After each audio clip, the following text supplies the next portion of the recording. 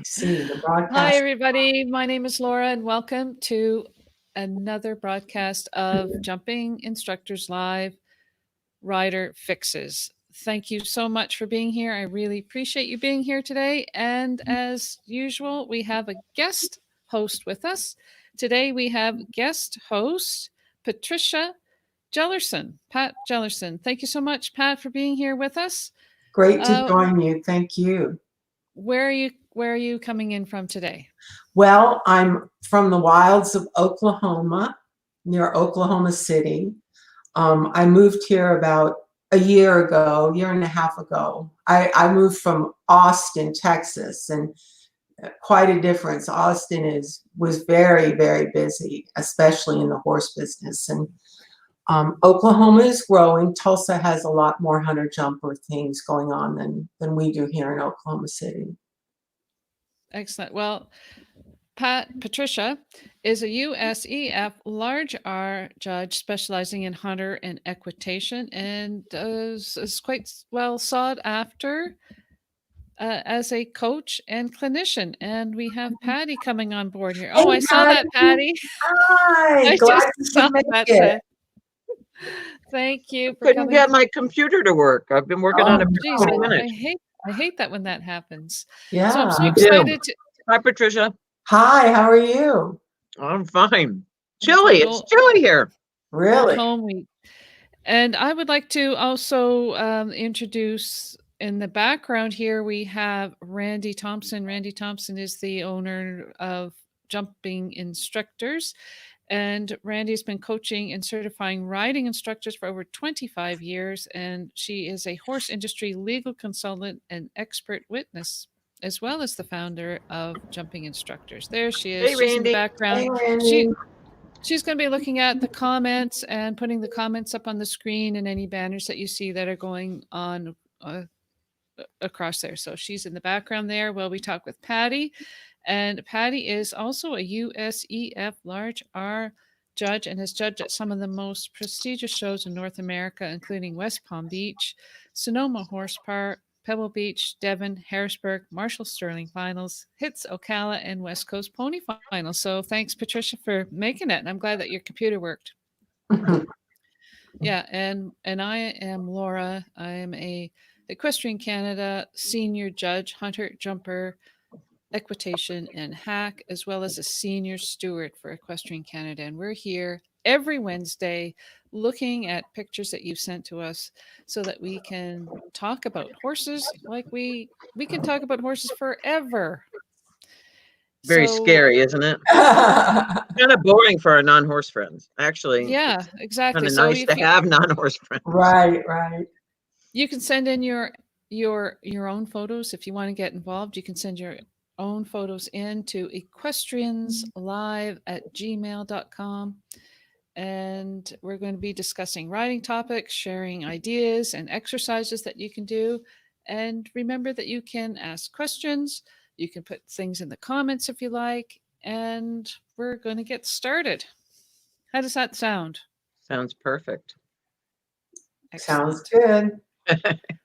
So, Patty, before we get going there, since you just put something in your mouth, what's the weather like in the mountain? I always like to ask, what's the weather like in the mountain? It is chilly.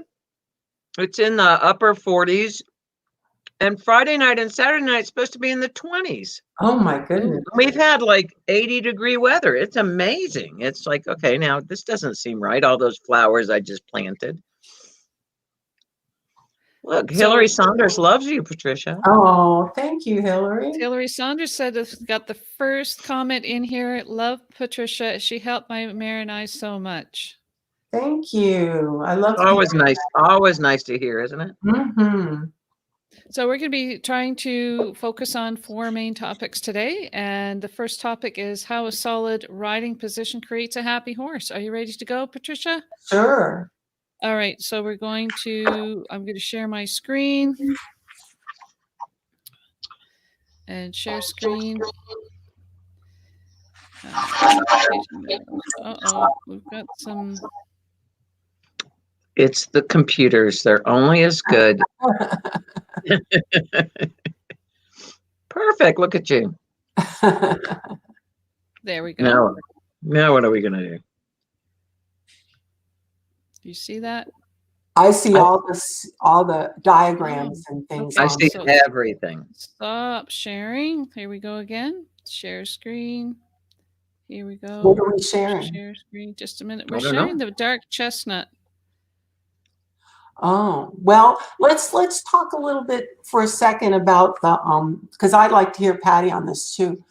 I really believe that having a good position is more than just looking good. I mean, it's definitely more effective, but the horse is just so much happier than when people do things like clash the aids, you know, pull back and kick at the same time.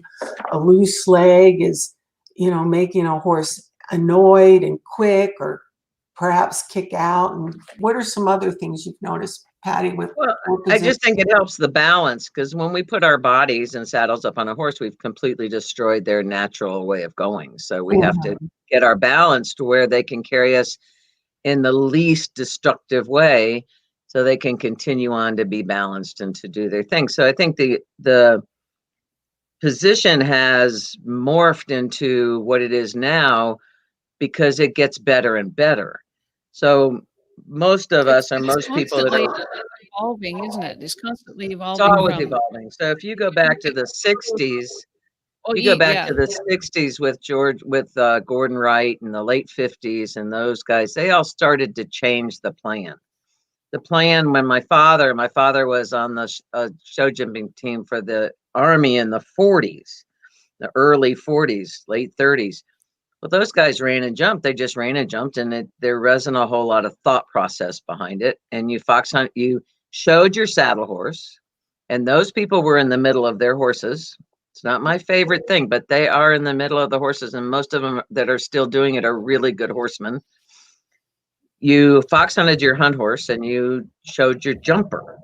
So there was no hunters back then, and so the position changed with Gordon Wright and those guys in the late 50s and early 60s. Said, you know, if you stay in the middle of your horse, it works better. And if you maybe let the jumps were getting bigger and bigger, and maybe let the horse jump the jump and not be in its way. And so it's morphed into what we have now, which has stayed basically the same, I think, almost for the last 20 years. It's just little tweaks. And then the saddles now, right? And the saddles have become so important.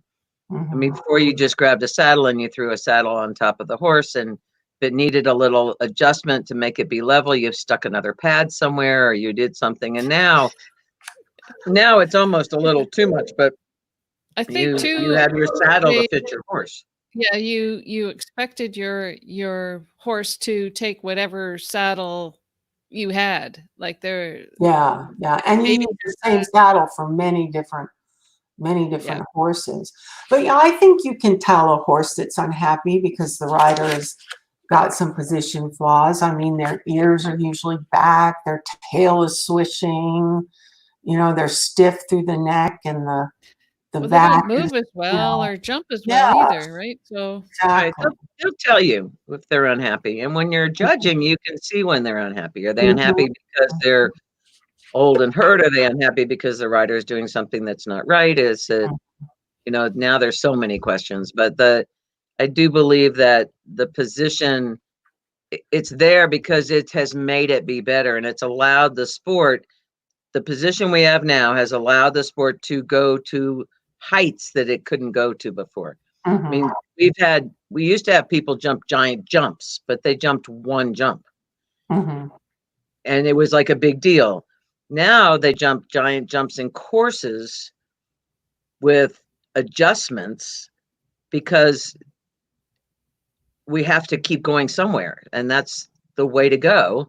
And the riders are able to be in the proper position. This rider's in a beautiful position. This is, to me, is the classic hunter rider position. I mean, she's over her leg, her back is flat, her eyes are up. She has a beautiful short crest release. I mean, this is pretty perfect to me. The only thing I'd like to see, because it's not a big jump, because I'd like to see her a little farther from the neck. We have this talk all the time about laying on the neck. I like where her leg is. I'd like her to be a little more open and let her hip catch a little of the shock of the landing, and instead of her shoulders are going to catch it now. And I think so too, this rider, if you look at where her foot is, she is tiny. she's very short. And The I think sometimes those riders have to stay a little ahead because the momentum of the horse is going to catch them if they don't make that extra effort to Exactly. I mean, look how spectacular this horse is jumping too, That's right? a great jump, huh? I mean, and this rider's, as Patricia says, this rider's own conformation is forcing her to stay with the horse by doing this. But I'd like what you say, Patty, with respect to getting close. What did we say the other day? That you can put a helmet between your chest and the horse's neck. Yeah, is a better look. And and it's hard to tell. It's her knee flap is open. Is it open because, I mean, possibly if her leg was, I mean, we're being really picky here, guys. This is a great picture, so I'm just being really picky. And it's just a moment in time too. Yep, exactly. So possibly if her stirrup iron was a little closer to the back of the girth, she could be open a little bit more and then hold herself with her core and her calf more, because now she's jumped up, her legs in a great place, but that whole muscle group below the knee it's not helping much except to balance. Right. So, but that's it's being very picky. Because she's in balance. I mean, she is over her leg. And, well, let's go to the next picture because we'll see more what we're talking about. It kind of irritates me a lot of times when social media, you have wonderful riders, professional riders today that are the top of their game, and they get kind of talked about for how they're throwing themselves on the horse, their leg is so loose, how can they ride on? But look at this horse and look at the size of that fence. I mean, if you've ever jumped a horse that jumps like that over that size fence, there are certain concessions that I think you need to make, don't you, Patty? Yeah, I think so. I think that especially professional riders, we talked about this on one of the things, that they learn the basics correctly, and then they get their own style. So, again, in the perfect world, this is taken just after takeoff. So, if it was taken a click farther, she'd be in a better position for us to look at. So she is way out of the way of the horse. The horse is jumping up high great. It appears to be a derby doing the high side of a international class, maybe. It looks pretty big. And she's staying way out of its way, allowing the horse to jump way up to her and do that. So as far as a horseman look, I think she's doing a great job. I mean, obviously the horse loves it. So she's doing a great job. In an equitation class, I'd like to see again. I love where her leg is. I think that she maybe, my guess is she had to ride hard to this jump, which is fine. And it left from a great place. And she just made sure off the ground that she legged it, and then she's closing her body to catch up to it a little bit. Yeah. But again, in the video, it might be an amazing picture. But sometimes when the photos come in and do, but what a great job. Who is this, Patricia? I believe this is Mindy Koretz. Mindy Koretz, Coretz. It's great. It's a great picture. Isn't that a good horse? And I mean, she's got and what a great jump. Release. Look how far its head is down, Oh yeah, it's a great picture.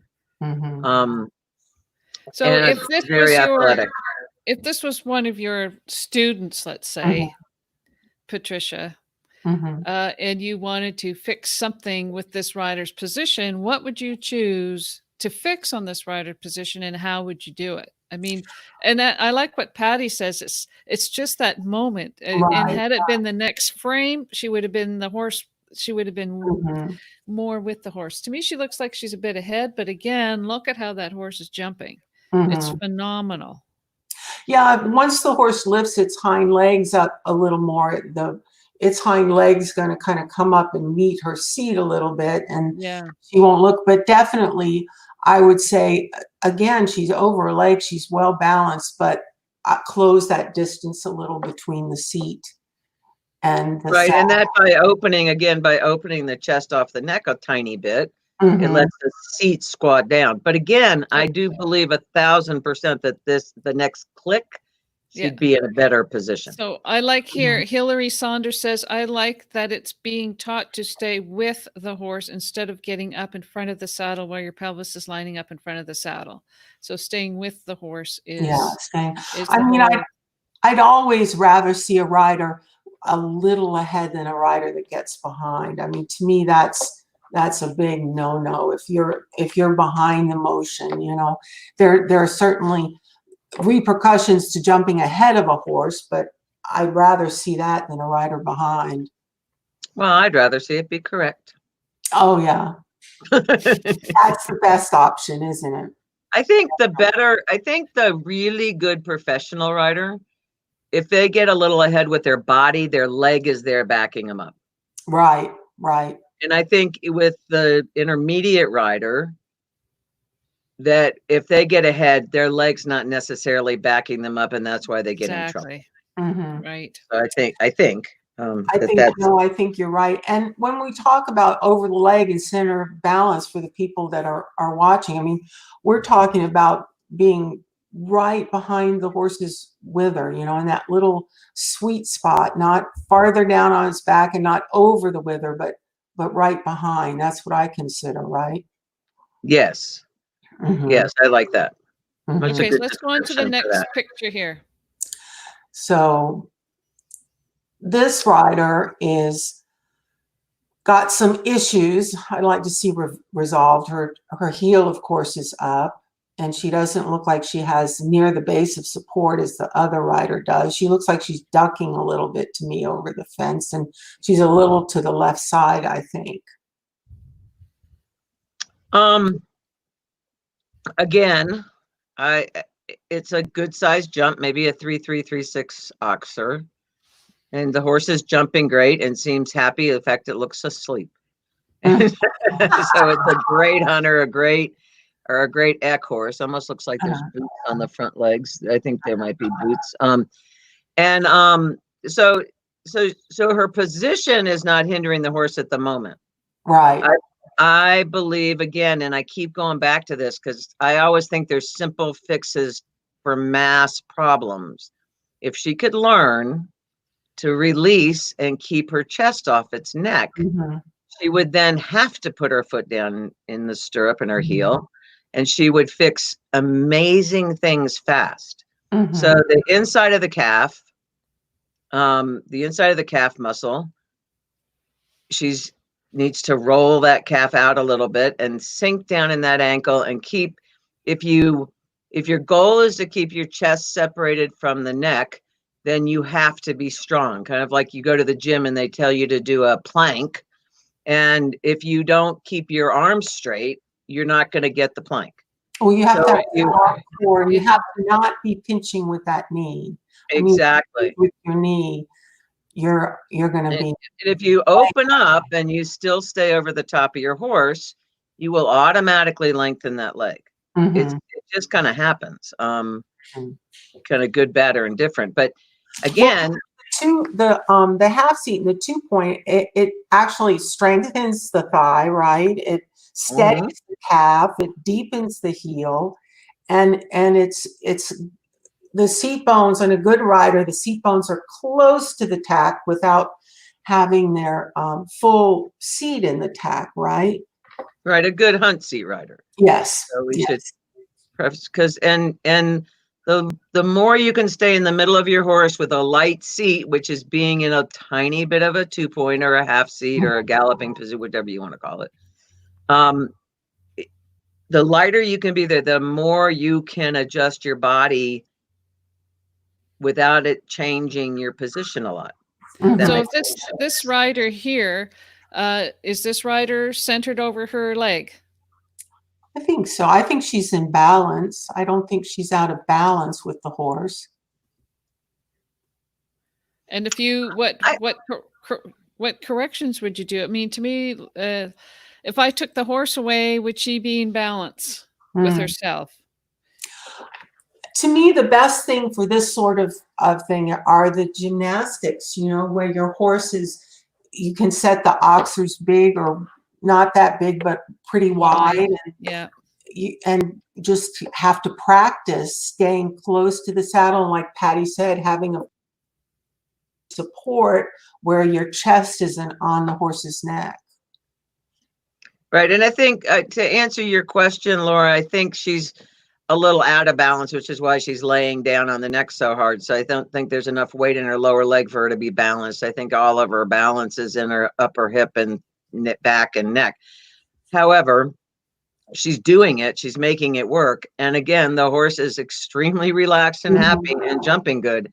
And she's not in its way. So the whole thing is you have to not be in the way. I really like too that release there. You really see how she's just not interfering whatsoever. Not so ever. Now my guess is when it landed, she snapped up, and no. And now you're trying to be a mind reader and soothsayer here, right? This position is what would make that happen. Right. This is a position that when that horse landed, she opened early. Yeah, she opened early. And as Randy would say, if she were here, she would like her elbows a little higher. However, I think if you opened her hip angle, this one here, if you opened her hip angle, then her whole upper body comes up a little 5 or 6 inches. Her elbow gets where you want it. Well, and when you talk about the landing, when your heel isn't flexed like that, I mean, your heel is your shock absorber, your ankle is your shock absorber, and your knees are your shock absorber. So if your knee is pivoting a little in the saddle and your heel is up, you have nowhere to go when you land to absorb that shock, and you definitely would come back, I think. You have to absorb it somewhere. Yeah, exactly. It's like when you canter to that jump, you sink in that ankle, and then you leave the ground, you sink harder in that ankle, and in the air, you sink harder in that ankle. And when they land, you let that ankle catch all the shock. Let's look at the video now, if you will, Laura. We have a video. It's an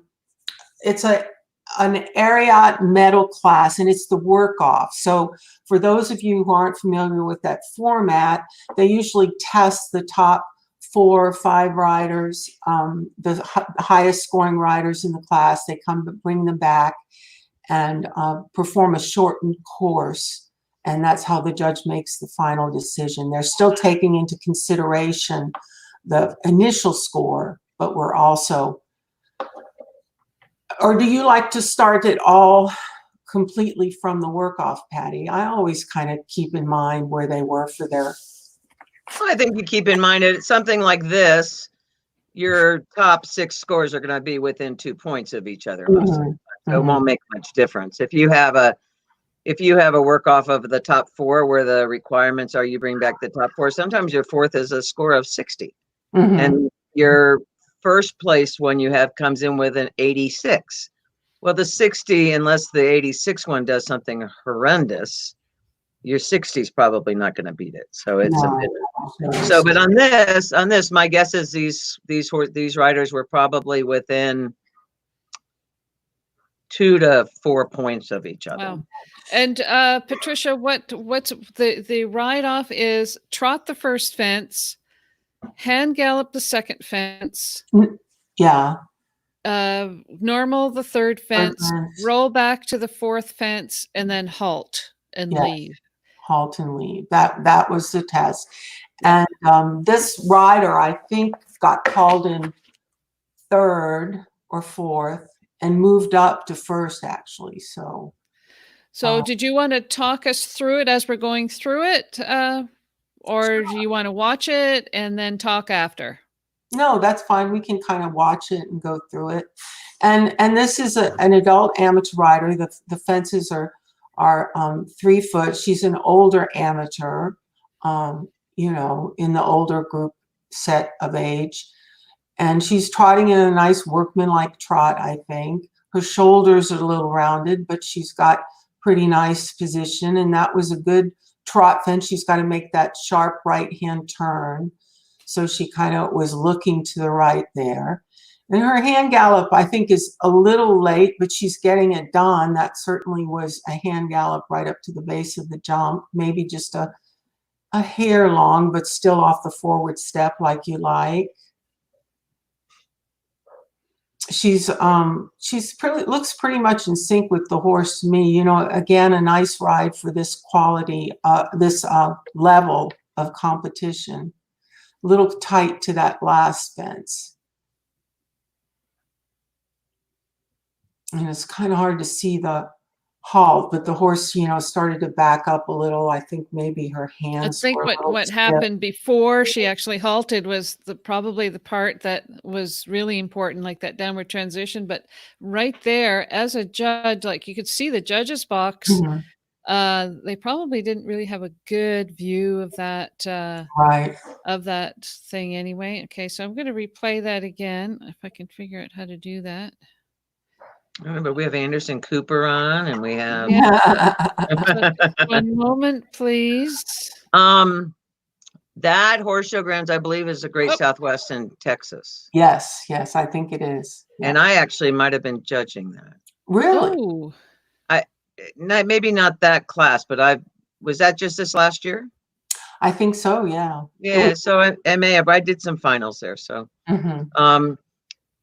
But yes, and in the equitation, we have to remember that in the equitation versus the hunters, if you ride to the right base distance and that's your choice to get there, it will not hurt you as much as in a hunter round. Right. In my opinion, you ride to it, you ride it well, you get there. That's where you chose to put your horse. It's not a chip.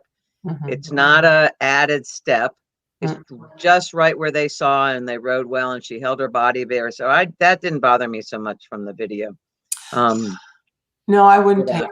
And it was part of the whole rhythm. Her rhythm didn't change, you know. Right, exactly. And you keep it in rhythm, and it's much more forgivable. Most things are not very forgivable in the equitation, but that one, it takes a while when you first start to judge to get that too, that you can get a little deep here, and it maybe a little long, little being the key word.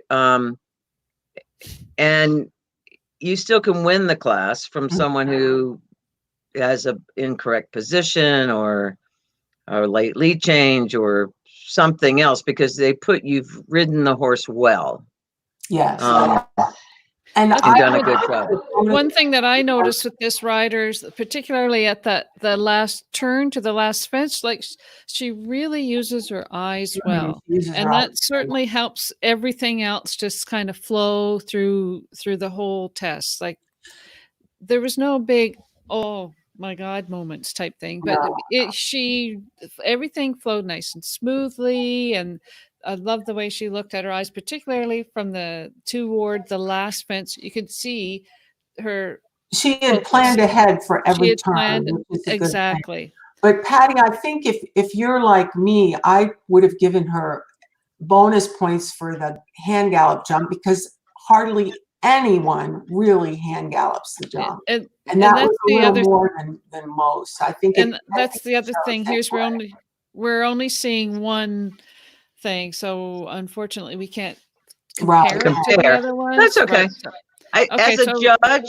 As a judge, and they have a hand gallop and a course, I go, oh God, please. Because what did you say, Patty? Lengthen your step. Yeah, lengthen your step.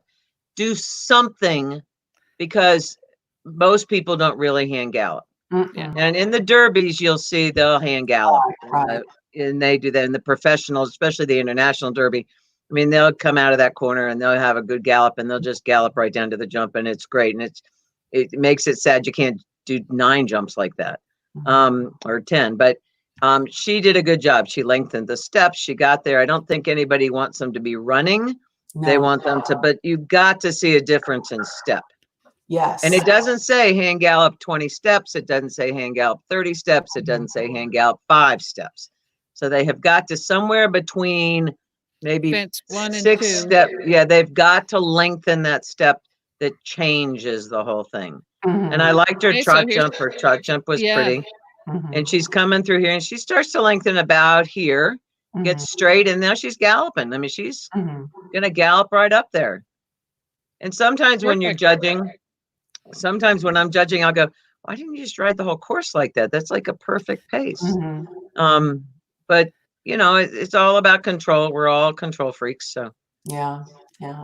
So this But is where she just- looks. Look at her looking around there. yeah, she does a great job, does the inside turn. Now, is that Patty in there? It could be. Stays, I like the fact that she stays right over her horse in those turns. She's very well balanced in those turns. To me, the only really comment I have is she's a little round shoulder. I'd like to see her stretch up just a little and get those shoulders up a little. Okay, so I think in the perfect world, I agree with you. I think what I have found, I used to be kind of stuck on that a little bit. And what I found is if everything else is right, I don't worry so much about it. Her lower leg to me sometimes looks a little forward. It could come back a little bit, but again, being very picky. And it's easy to look at these things and see it, where I think in the general picture, it was quite lovely. Would you like to answer a question quickly from somebody here? How can you explain to a young rider to lean forward and follow instead of jumping way up from the back? Well, I think the most important thing with that is they have to have a solid half seat. You know, they have to have a solid half seat or jumping position. And that comes from preparation, because if the rider doesn't lean forward, they don't have to even lean. If they just hold their jumping position, their 2-point position, the horse's butt, even over a lower fence, will come up and they'll do a little natural bending. But if they don't have that solid 2-point, then I think it's very hard to hold it over a jump if it's kind of tenuous to begin with. So the 2-point is very, very important. That photograph of the woman, whoever asked that question, the person in that photograph has a beautiful position. So if you trained that person in that photograph, you know how to do it. You just need just believe, because that was a really pretty picture. Did you see that, Patricia? The little paint pony with the rider on it? No, I didn't. Yeah, look how adorable that is. I mean, that's an adorable position. Yes. So the biggest thing is I always try to tell the person, when you teach, try very hard to tell the person what to do and why, not what not to do. Because we only hear the end of the last statement. This goes back to dog training. Exactly. So if you say, stay in don't 2-point. Look down. Yeah. So look up, look where you want to go, instead of don't look down. And exactly. You know, don't pull back in their mouth in the air. No, let your hand follow and go forward in the air. And then 2-point, if you're cantering a jump or practicing in 2-point, and I used to make my McClay riders do it. I mean, they had to stay in 2-point and not move. And remember that the horse does all the work and it just jumps up to you if you're in 2-point. So it just is, and it's about strength. Like Patricia said, it's strength. And we can get away with a lot in the short stirrup and the cross rails and in the modifieds without a lot of strength and a lot of mane grabbing. You start to get a little higher in the jumps, and the jumps get real, and the oxers are real, and there's flowers and bushes and stuff. Somewhere there has to be a bit of a commitment from the rider to be strong, and not strong like grip and grab with your leg, but to physically be correct to do it. And we've all seen and we've all judged, and I've taught people that just are physically, they're out of breath walking from the barn to the ring. Well, they're going to have a hard time. Yeah. Part of their education should be physical activity anyway, right? They should be They should be fit. I mean, riders should be fit. So we were going to when you talk a little bit about loose legs, people, to me, the leg is so important because it's your base of support in the hunters. I think even it's important to have a good seat, but to me that comes a little later in the rider's education. I think the leg and being over the leg is the most important. And when you have a loose leg, to me, the main thing is you're not using it. So many people just go in the ring on the rail and just follow the rail around and around and around and around. Whereas if you can do quarter lines, center lines, circles, changes of direction, changes of pace, lengthening, collecting, some lateral work, all those things will teach your leg to be correct and strong, if you've got someone on the ground guiding you. And if you don't, your horse will kind of teach you, because you'll know, to me, when you perform those exercises, those lateral exercises, and you do it just right, wow, the horse lines up and everything feels so good. You can feel that impulsion from behind. But using the legs, don't you think, you know what I'm saying, Patty?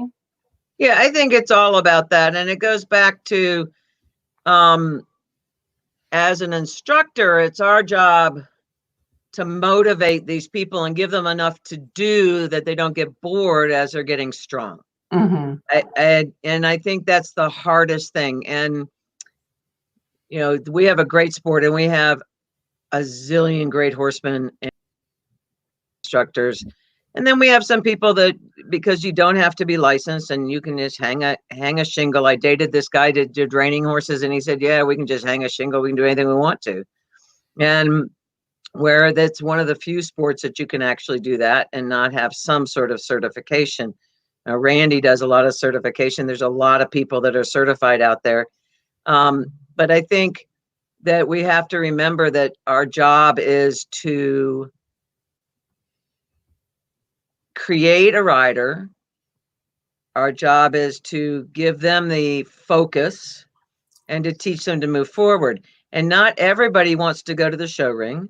Not everybody wants to go do the McClay final. Nor should they. But not everybody wants to, even if they should. So sometimes that's frustrating for us as teachers. It's like, oh my God, the talent here is amazing. What, you just want to walk, trot, and canter and jump an X? Come on.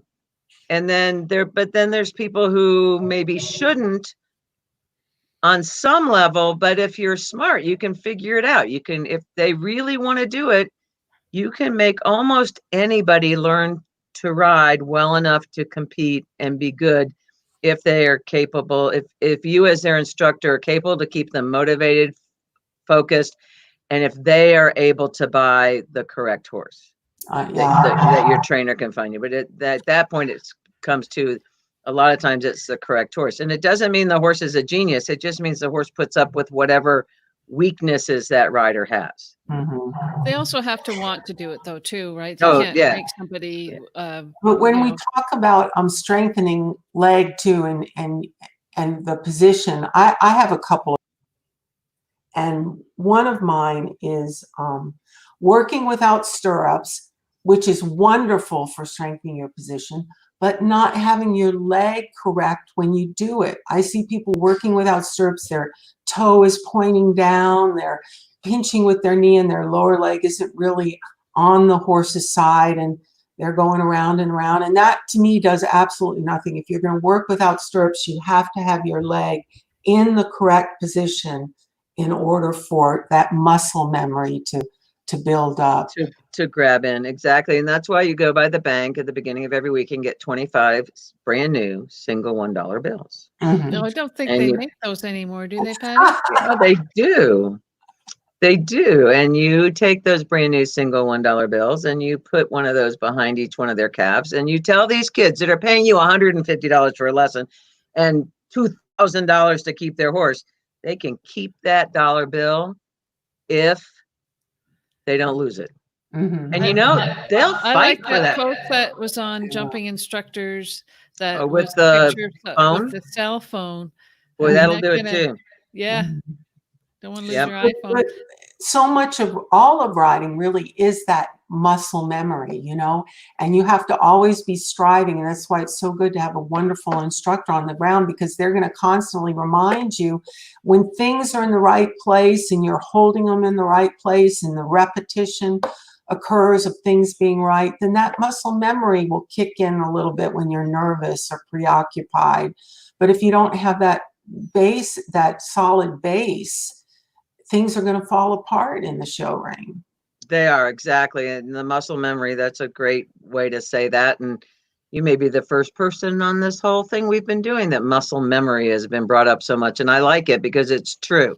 Like our muscle memory is how we stand up from the chair, or how we walk up a pair of steps, or we just know what to do. Our body does the right thing. And it's like me, who gets on a horse once every month, and my halflingers, and riding a bike, right? You don't forget. Yeah, exactly. You don't forget. And so, and one of the exercises I want to add on to what Patricia was talking about, she was talking about working without stirrups, but also I think you can never go wrong with the 2-point position down the long side, balancing over top of your legs. And if that gets too easy, then go 2-point, put reins in one hand, put one hand above your head. Well, and rails around there. 2-point. I mean, when we're on our 2-point on course, we're doing things. So be in your 2-point, collect your horse, lengthen your horse, bend your horse around a circle. Because when we're in a course, we're doing all those things. So if you just are in your 2-point going down the long side, that's not going to teach you very much, I think. Well, I think we have two things here too, because remember, people that are listening, that the 2-point we teach the beginner rider is not the 2-point we're talking about. We're talking about a light. We're talking about a light seat, barely into the 2-point, staying light up on the front of your pelvis, with everything just lightly touching the saddle. So as you beginner instructors talk about it, yeah. So we need to kind of remember that 2-point galloping position or 2-point position, the seat bones are actually out of the saddle. They aren't touching the saddle. And the hip angle is slightly closed. There's lots of variations for that. Yeah, exactly. So, and the light seat, the rider's bones start to sink closer to the saddle, or there's very light contact in the saddle, although the balance is still in the leg and the hip angle is still closed a bit, right, Patty? Yes, that's right. Yes. And then so I just was thinking, whenever we do these things, I think about, okay, what are the level of the people listening, and to just trying to make sure that that's all in the same. Yeah. And then when we talk about a full seat, the seat bones are actually in the saddle, but you still want a long, secure leg, and you still want that heel depth. Right. And one should, at certain levels, it's like in the equitation on the flat classes, because the equitation, you want a little more contact on the flat with your seat. And a lot of riders, a lot of people will lengthen their stirrup a hole so that they can sit and get that same feel, get down in that leg and not feel like they're crunched up. So a lot of times as you progress, and instructors that are listening, if you're working with the same person over and over again, like I'm always intrigued. I'll go do a clinic at someone's place and they do a great job, and there'll be some child will come in and their stirrups are way too long. And I walk over and I say, well, does so-and-so like your stirrups this long? Well, no. And I said, well, what'd you do? Well, little Susie lengthened her stirrups in your last thing, so I thought I would lengthen mine. Okay, so as an instructor, you have to watch these kids because they pick up on stuff.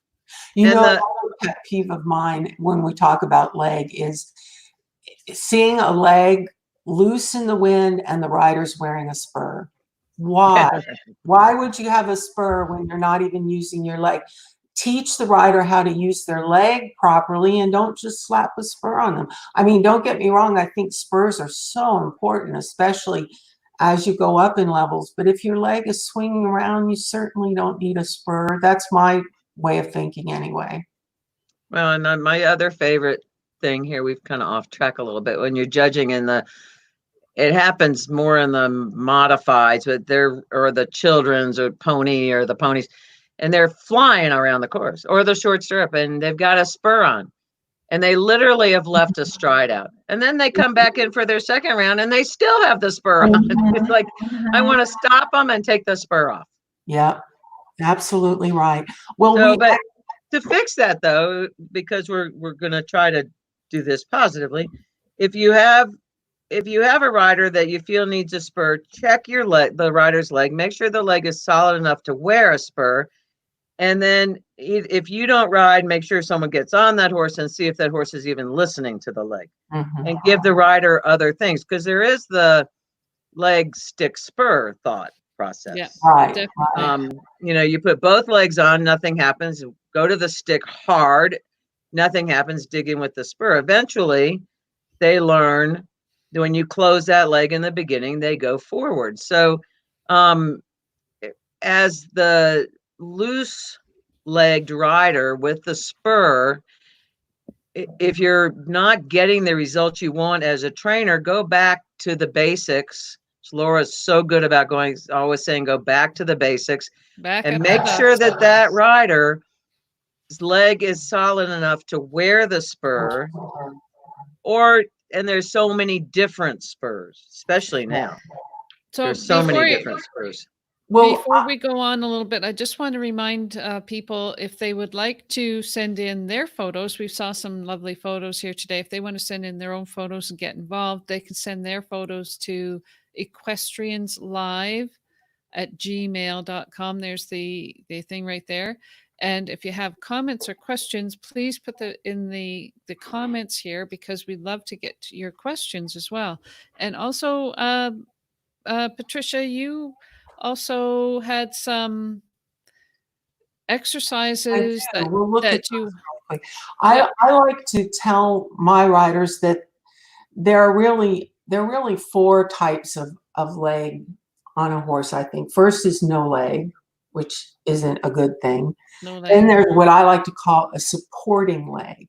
Right. And to me, all horses need a supporting leg, even hot horses. It gives them confidence.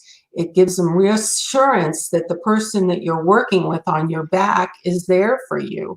And then there's a driving leg that you need to move your horse forward. And there's a lateral leg to move the horse sideways. That usually is one leg more than the other.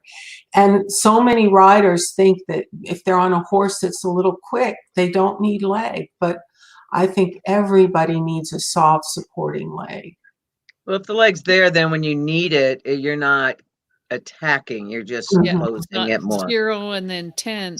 Right. I've told some, it was kind of like a hug, like it's just there. Yeah, hug your horse. I say it all the time. Yeah, and it's not your driving. It's like a passive aid. It's a passive, and it also supports your position. So if your leg if the inside of your calf muscle isn't on the horse, because you have no leg on, then what's your base? Where's your base? It's not there. Exactly. So the first exercise is that I think the broken and bending line, which I even have my beginner riders do. I have everybody do it. It's a great exercise, I think, for your timing and control. Did you find that one, Laura? Yeah, I've got it here, and we're going to show it. Show right here. This one. There we go. That one there. Thank you.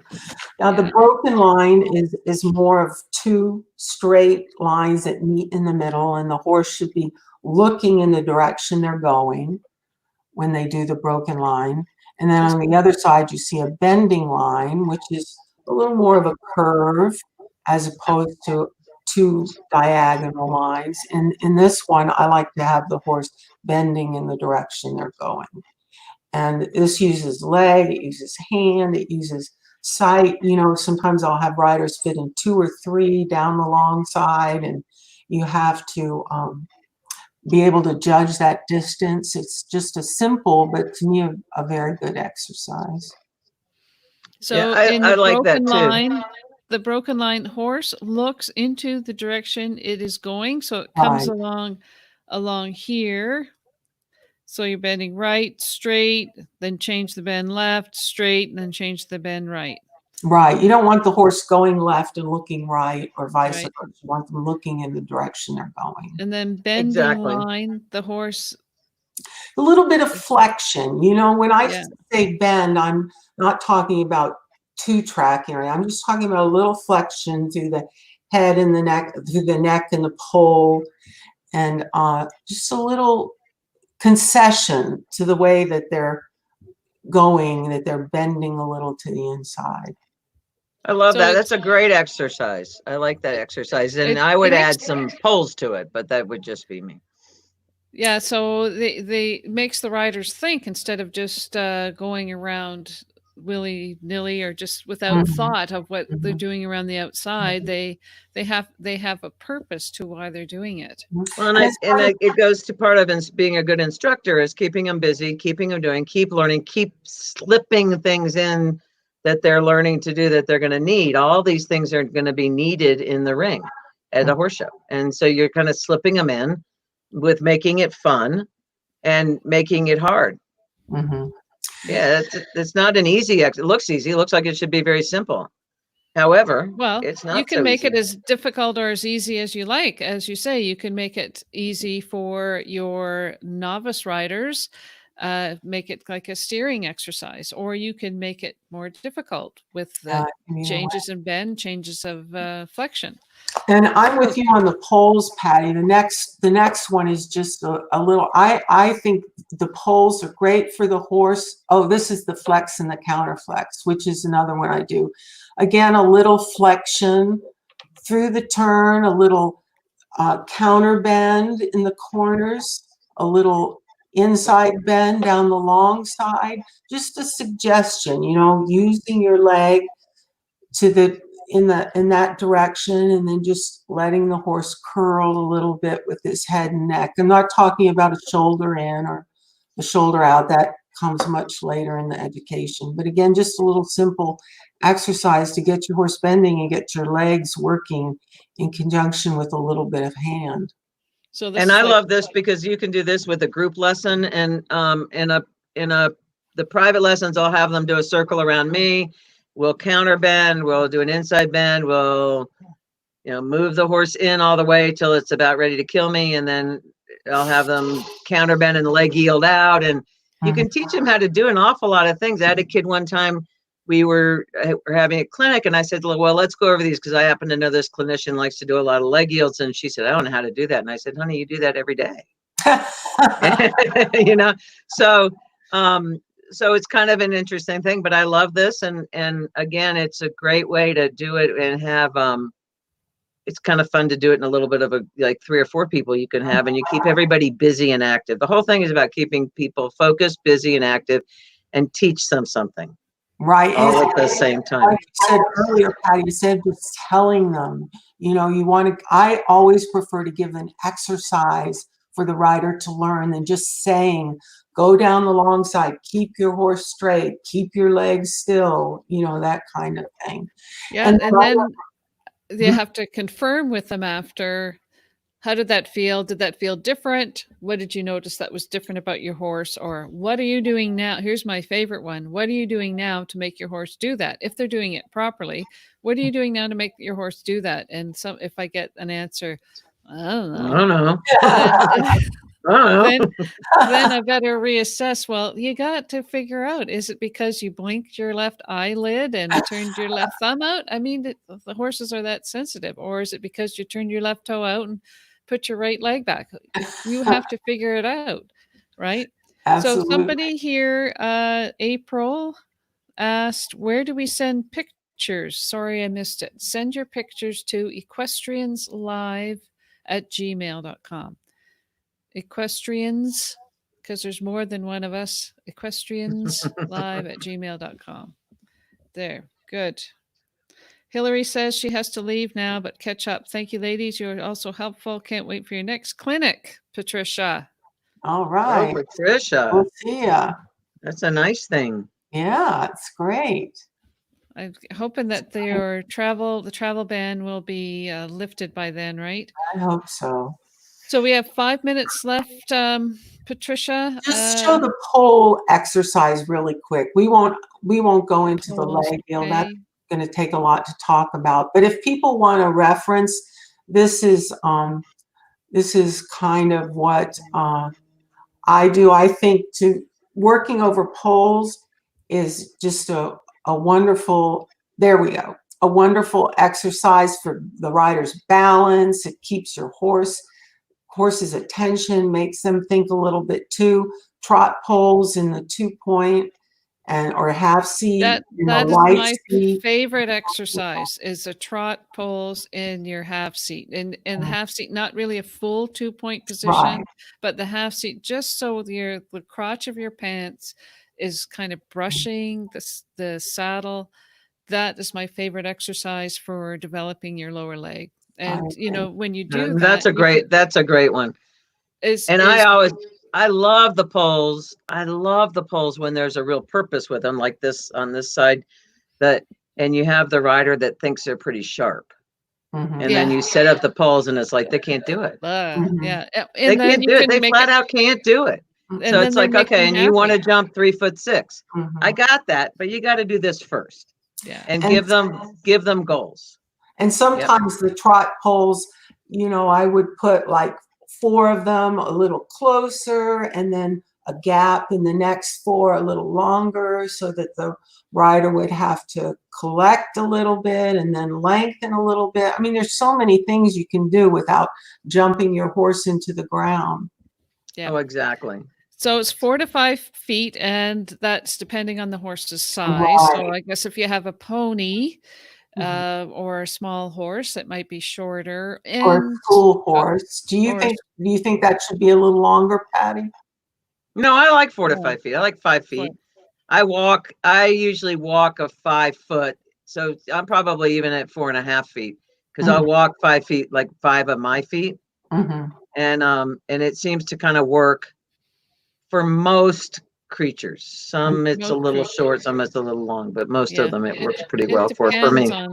On the horse for sure, like ponies. Right, and like Robert said, Robert Robout brought up that thing about, it depends on your horse. You might need to adjust it for your horse. Right. And make it easy for your horse. That's the other thing. So that the riders can focus on their position. Right. Exactly. And then from there they move on to the bounce, the no stride canter poles, which again, wonderful for balance, wonderful for teaching the horse to wait and the rider to wait. When we talked about how can the rider bend with the horse, I think without getting in a galloping position, keeping that light seat, like you said, Laura, and they're cantering those bounce rails, their hip is naturally going to soften and move with the horse a little bit. I think that ladies, canter poles are one of the most difficult things to do. The canter poles, bouncing. And remember, those poles need to be somehow, so either if they're on a block or so they don't go running off if they bump. They don't roll. Yeah. So just kind of as a safety thing. See, I've learned a lot, Randy. And to try to remember that. So if you have the typical cavaletti, flip it over to the bottom so that it's up off the ground. If you don't have the cavaletti, set it up on a block with a little indention in it, something so that it's not high. It's not really any higher than sitting directly on the ground. However, it's not going to go rolling forward if they bump into it and get you in a mess. Yeah. So remember that safety. And then I'm going to say one more thing, and then I need to go because there seems to be someone on my front porch. And I don't know who it is. And so I want you to remember, and after all that, I don't remember what it was. Dear God, getting old stinks. But I will tell you, I did get my your check? My check today from the government. Oh, yay. Yeah. All right. That's very exciting. Okay, I'm out of here. Love you guys. Patty. Yep. Bye. I'll talk to you later, Laura. Good seeing you, Patricia. Bye. Thank you. So the canter poles, I think those are, for me, and teaching them is difficult. It's just getting the right distance and getting horses so they don't split the poles with their legs. That's another one. And then to me, the canter poles with the one stride are the hardest. That is not an easy exercise. It really isn't, because a lot of the horses try to ignore the poles and just canter through them, and other horses anticipate the second pole and just get entirely too long. It takes a lot of finesse to do that exercise well, I think. You have to keep your horse between your leg and your hand for sure, because if you don't, then they do exactly what is, they split their legs between them. You want them to jump it as if it were a jump. It's almost easier to do little cross rails than it is to have the poles there. I agree. Excellent. So we are, oh, geez, we're right on time. Is anybody there? Morgan Marie says, thank you so much, ladies. It was a pleasure. Can't wait for the next one. Thank you, Morgan. We get together here at Jumping Instructors Live with the rider fixes, and you're welcome to join us every week. Patricia, do you have any final words that you'd like to share with us? No, I just think that people will probably have a good idea now what we like to work on, and hopefully that will inspire them a little bit. But I just think that form follows function, and a good position is so important. It's the stepping stones. You know, you've got to start with your base and then step towards the things that are more difficult, and don't leave any of those basics out. The basics really important, and once you get the basis, you'll be flying. You'll just have to keep going. All right. Well, thank you so much, Patricia, and hope to see you again. And we'd like to welcome you, to invite you to come on Monday evening. We are having Jay Duke has his show, and this week is going to be really good. He's got some concussion professionals coming in, some doctors talking about concussions, and it's really going to be really good. Wednesdays is this show here, and Fridays we're working out doing a possibly a Zoom party.